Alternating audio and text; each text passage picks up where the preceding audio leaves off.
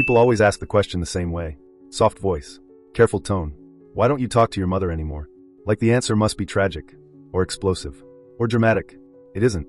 Growing up, my mother was the axis our family rotated around. Everything, absolutely everything, bent toward her. If something good happened, it was because of her. If something bad happened, it was because of us.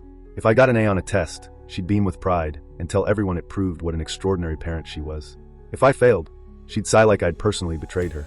Ask how I could be so ungrateful after everything she'd sacrificed. There was no version of reality where my experiences simply belonged to me. Success was hers. Failure was mine. One summer, I worked a part-time job. Long shifts. Minimum wage. Blistered feet. Saving every dollar for a second-hand car. Freedom. Independence. Something that would finally be mine. When I told her I'd reached my goal, she smiled. Not warmly. Not proudly. Possessively.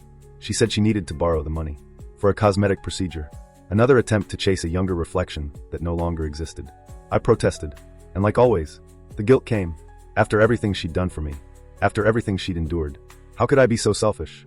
By the end of the conversation, I wasn't defending my dream. I was apologizing for having one. The car vanished before it ever existed.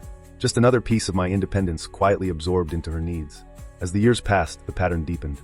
When my younger brother Jake was diagnosed with a learning disability, my mother didn't react with concern or empathy. She reacted with offense, as if his struggle were an accusation, as if reality itself had disrespected her. Instead of support, Jake got pressure, punishments, endless tutors, relentless reminders that he was making life harder for her. Watching that changed something in me, slowly, irreversibly, because I began to understand a truth that took years to fully form. In our house, love was never unconditional. It was transactional. My turning point came at my college graduation.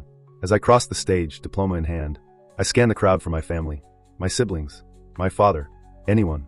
But all I saw was my mother, waving theatrically, crying loudly, drawing attention like the moment itself belonged to her. After the ceremony, she pulled me aside. While other graduates were hugged, congratulated, celebrated, she asked me one question. Did you thank me? Not, I'm proud of you. Not, congratulations. Did you thank me? I hadn't given a speech. But that didn't matter. Because in her mind, this achievement had never really been mine. She began telling strangers how hard she had worked to put me through school. How many nights she had cried. How this diploma was as much hers as mine. I stood there holding the symbol of my independence, and felt like a prop in her lifelong performance. That was the moment something settled inside me. Not anger. Not rage. Clarity. Nothing I ever did would belong to me. Because I did not exist in her world as a separate person. Only as an extension. People assume I stopped talking to her because of a fight. A dramatic fallout. Some unforgivable event. But there wasn't one. I didn't leave in an explosion. I left in increments. Shorter calls. Fewer visits. Carefully constructed boundaries. And when I finally stopped answering altogether, there were no final words. Just silence. She told relatives I'd become arrogant. Ungrateful. Cold. But distance has a strange effect. Without her voice constantly reshaping my memories, I began to see my childhood with uncomfortable precision. Not sacrifice. Not devotion. Control. Guilt. Emotional possession. People still ask why I don't talk to my mother anymore. They expect something catastrophic. But the truth is quieter than that.